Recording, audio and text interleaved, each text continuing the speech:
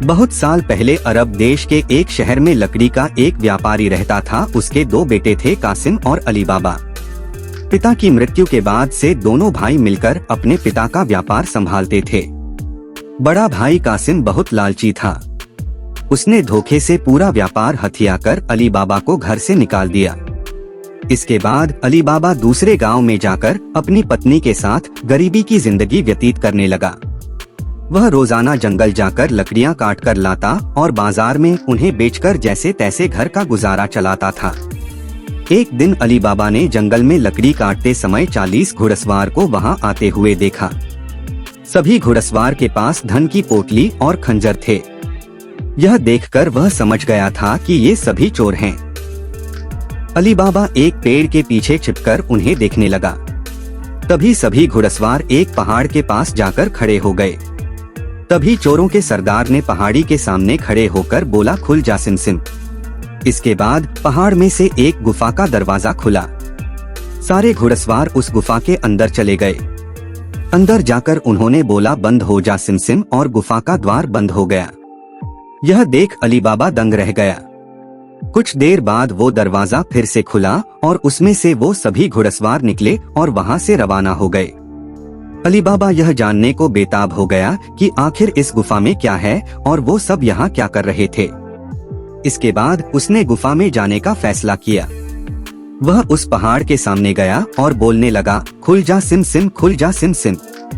गुफा का दरवाजा खुल गया। अली बाबा गुफा के अंदर गया और उसने देखा कि वहाँ सोने के सिक्के, अशर्फियाँ, गहने आदि रखे थे। चारों तरफ खजाना ही खजाना था। यह सब देखकर उसकी खुशी का ठिकाना नहीं था। उसे यह पता चल गया था कि वो चोर सारा चोरी का सामान यहाँ आकर छुपाते हैं। अली बाबा ने वहाँ से एक पोटली में सोने की अशर्फियाँ भरी और घर चला आया। घर जाकर अली बाबा ने इस पूरे किस्से के बारे में अपनी पत्नी को बताया। एक साथ इतनी सारी अशर्फियाँ देखकर उसकी पत्नी हैरान रह गई और अशर्फियों को गिनने बैठ गई। तभी अली बाबा ने बोला कि ऐसी इतनी अशर्फियाँ हैं कि गिनते गिनते रात हो जाएगी। मैं गड्ढा खोदकर इन्हें छुपा देता हूँ, जिससे किसी को भी हम पर शक न हो। अली बाबा की पत्नी बोली, मैं इनकी गिनती नहीं कर सकती हूँ, लेकिन अंदाजे के लिए इन्हें तोल तो सकती हूँ। अली बाबा की पत्नी भागती हुई कासिम के घर गई और उसकी पत्नी से गेहूं को तोलने के लिए तराजू मांगने लगी। यह देखकर कासिम की पत्नी को उस पर शक हुआ। उसने सोचा कि इन गरीब लोगों के पास अचानक उनके पास इतना अनाज कैसे आया। वो अंदर गई और तराजू के नीचे गोंद लगाकर लाई और उसे दे दिया। रात को अली बाबा की बीवी ने सारी अशर्फियों को तोला और तड़के सुबह उनका तराजू लौटा दिया। कासिम की पत्नी ने तराजू को उल्टा करके देखा तो उस पर सोने की एक अशर्फी चिपकी हुई थी। उसने यह बात अपने पति को बताई। दोनों को रात भर नींद नहीं आई। सुबह होते ही कासिम अली बाबा के घर गया और उससे धन का स्रोत पूछने लगा। यह सुनकर अली बाबा ने कहा, आपको कोई गलत फहमी हुई है। मैं तो एक मामूली लकड़हारा हूँ। कासिम ने बोला कि तुम्हारी बीवी कल हमारे घर से अशर्फियों को तोलने के लिए तराजू लेकर गई थी। ये देखो, ये अशर्फी तराजू पर चिपकी मिली है।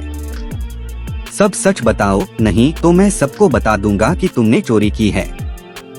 यह सुनकर अली बाबा ने सच सच सारी कहानी बता दी। कासिम के मन में लालच आ गया। उसने खजाना हथियाने का प्लान बनाया और अगले दिन गुफा पहुंच गया। वह अपने साथ एक गधा भी लेकर गया ताकि वह उस पर खजाना लाद कर ला सके। गुफा के सामने पहुंचकर उसने अली बाबा ने जैसे बताया था वैसे ही किया। उसके खुल जा सिमसिम बोलते ही गुफा का दरवाजा खुल गया। अंदर पहुंचकर चारों तरफ खजाना देखकर वह आश्चर्यचकित रह गया। उसने बोरियों में सोने की सिक्के भरे और बाहर निकलते समय क्या बोलना है वही भूल गया। गुफा से बाहर निकलने के कासिम ने तमाम प्रयास किए, लेकिन कोई रास्ता न निकला। वह गुफा के अंदर कैद हो जाता है।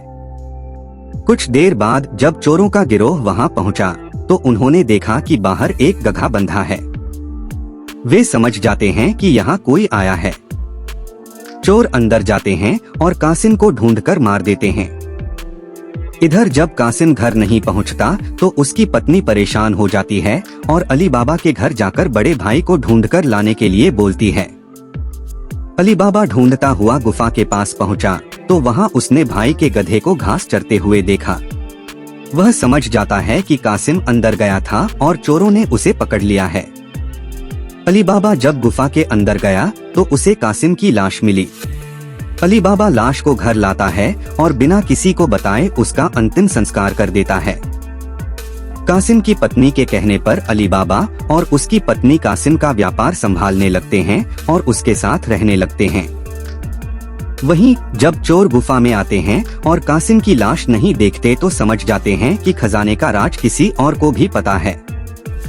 वह गांव में जाकर पता लगाते हैं कि कुछ दिन पहले किसके घर में मौत हुई है। चोरों को अली बाबा का घर मिल जाता है। चोर ने उसके घर के बाहर क्रॉस का निशान लगा दिया, जिससे रात के समय उन्हें उसका घर समझने में आसानी हो। वहीं अली बाबा ने जब अपने घर के बाहर क्रॉस का निशान देखा तो वह समझ गया कि चोरों ने घर का पता लगा लिया है। उसने वैसा ही निशान सबके घर के बाहर लगा दिया।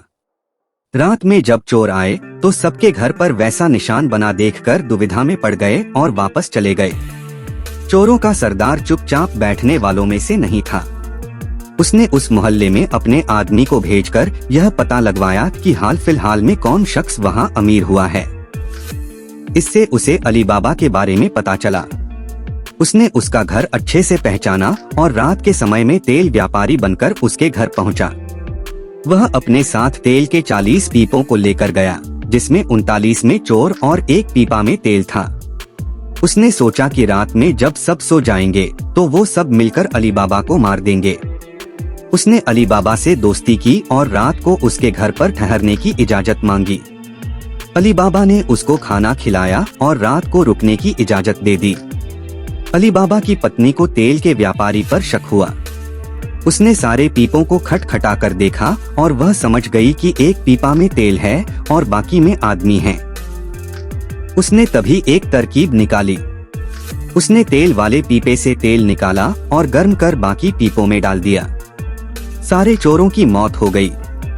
रात में जब सरदार ने चोरों को निकलने का इशारा किया तो एक भी चोर बाहर नहीं निकला। उसने पीपों को खोलकर देखा तो सभी चोर मर चुके थे। यह देखकर वह इतना डर गया कि अपनी जान को बचाने के लिए वह तुरंत वहां से भाग गया। सुबह अली बाबा की पत्नी ने ये सारी बात अली बाबा को बताई, जिसे जानकर वह बहुत खुश हुआ। अब उन 40 चोरों के सारे खजाने का अकेला मालिक अली बाबा था, जिससे वह बहुत अमीर हो गया और खुशी खुशी अपनी बीवी बच्चों के साथ रहने लगा। कहानी से सीख मिलती है, लालच मनुष्य का दुश्मन है। जिस तरह कासिम एक लालची व्यक्ति था, लालच करने से सब काम खराब हो जाते हैं।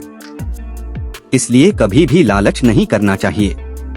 अगर अभी तक आपने इस वीडियो को लाइक नहीं किया है तो लाइक कीजिए और सच्चे इंडियंस चैनल को जल्दी से जल्दी सब्सक्राइब कीजिए और अपने दोस्तों के साथ शेयर कीजिए।